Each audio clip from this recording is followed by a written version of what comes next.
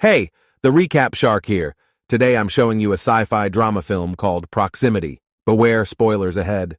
The film begins in an Alaskan forest in 1979, where two lumberjacks have just finished their day's work. On their way home, the radios of their truck start to interfere, until suddenly a pickup truck flies in the air, falling on the hood of another car. While trying to help his injured friend Carl, the other lumberjack, manages to see the cause of the accident, a UFO. Scared to death, he tries to flee through the forest, but ends up being abducted by the aliens. We jump to the present and meet Isaac, a young computer engineer working for a NASA base in California. There, one of his colleagues, Beck, informs him that they are still receiving mysterious signals from Canada, even though NASA has no ground satellites in that country. After staying late at the office, Isaac notices a new signal received, but this time it is of unknown origin. A few days later, with the advice of his psychologist, Isaac starts a video diary to release his feelings and heal from past traumas.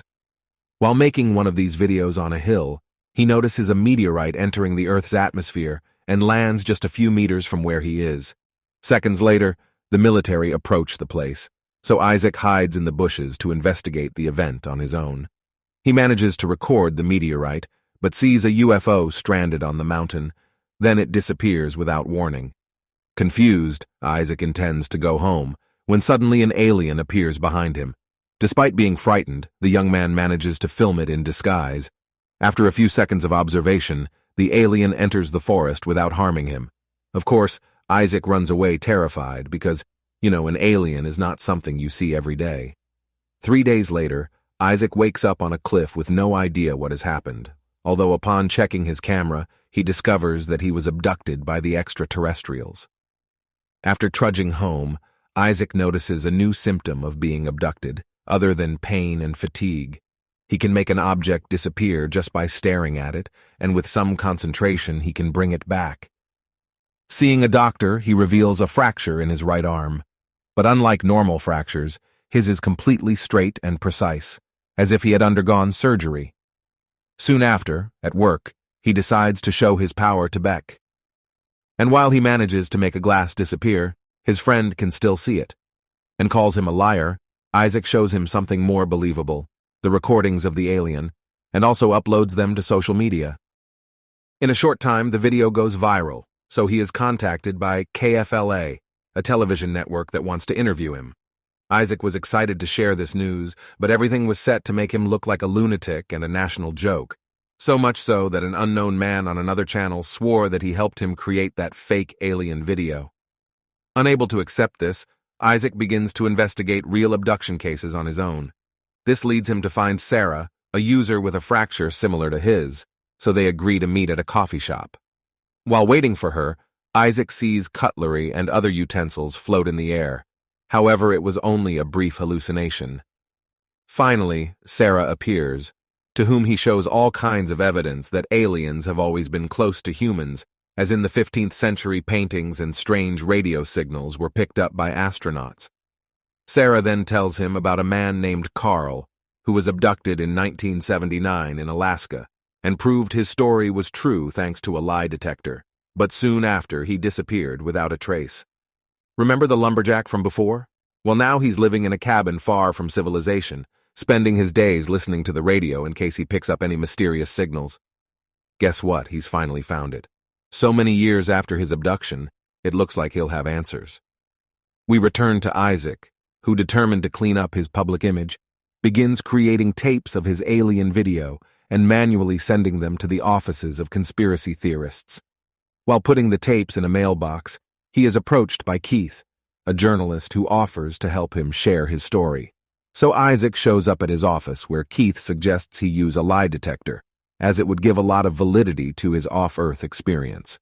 To Isaac's fortune, the test confirms that he always told the truth. But to his misfortune, Keith secretly works for the government and sent 2 agents to kidnap him. Isaac is taken to a secret laboratory with state-of-the-art technology and android guards. Whilst being tied up, he sees that Sarah also got kidnapped. Keith, or rather, Agent Graves, speaks to him through a screen, saying they must examine how much contact he had with the aliens. That's right, the U.S. government has a division for abductees. Who would have known? They ask him to use his powers on different objects, but Isaac has the level interest of a rock. Then Graves asks him if he knows Carl, to which Isaac remembers the strange signals coming from Canada. But he decides to keep that info for himself. Eventually, he finds the strength to free himself from the chair and hit the guards with the Wombo Combo special and loots their pistols. He rescues Sarah and defends himself from the other androids. But there are too many.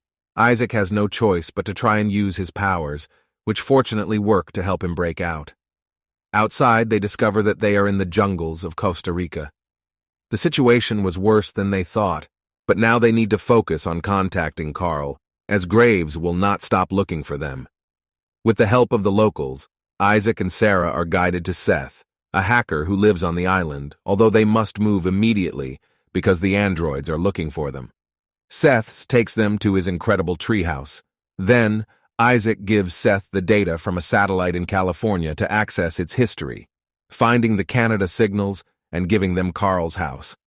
Isaac calls him up and manages to catch his attention by telling him about his history with the aliens. Carl shares a translated message in which the aliens inform humans that they will land in 5 days. But then Carl hangs up the call, scared that the agency is listening to them. They manage to set off for Canada in a small plane, not knowing the agency is tracking them down. After a long journey, the trio continues by train, but the androids are only an hour away on motorcycles. When the robots board the train, the trio wears masks to try to confuse them, but they don't fall into the trap. That forces them to flee across the roof, where one android is hit by a branch. Meanwhile, the other robot continues his hunt, but ends up taking a vacation when Seth gives him a high five with his foot. They get to Carl's cabin, who deactivates the trackers in Isaac and Sarah's arms, then shows them the devices he's used to translate the aliens' signals. Later, Isaac and Sarah talk privately about their abduction experiences, saying something changed inside them since then, and they hope the aliens will give them answers. Upon returning to the cabin, Carl plans his meeting with the aliens along with Isaac, as there is a risk that they may not be as friendly as they thought. At night, Sarah has trouble sleeping due to excessive anxiety, so Isaac comforts her, expressing that he is happy to meet her and talk to someone who understands.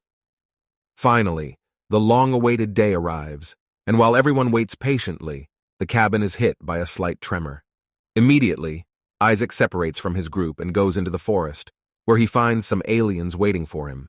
They explain to him why he was abducted, using a decryption machine to translate their language. The creature confesses that their species has conquered technology, science, medicine, and the physical world, so now they are in search of something greater, the origin of the universe. It turns out that they are all imbued with a divine aura related to Jesus Christ, the Son of God, the creator of all existence. The aliens then reveal they planted a tracker in them for research. As they remove the tracker from Isaac, they hear the agents arriving at the cabin, and a furious Graves demands that they leave for good. Carl then comes out armed with a shotgun, but Graves quickly orders his men to shoot. Sarah also comes out to help him, but both get shot in front of Isaac, who couldn't do anything because they were removing his tracker. Just as the agents start shooting at the cabin, Isaac manages to slow down time and take his friends to a parallel dimension, where the aliens heal Sarah and Carl. Meanwhile, Graves is speechless. 6 months later, Isaac and Sarah are madly in love, moving to Costa Rica together, living a normal life, with the odd use of superpowers from time to time. On the other hand, Seth and Carl now work together, creating a technology company. As for Graves, he was fired for his abuse of power in the last mission. In the last scene, Isaac fires up his video diary, which he never thought would be so interesting, and life surprised him like never before.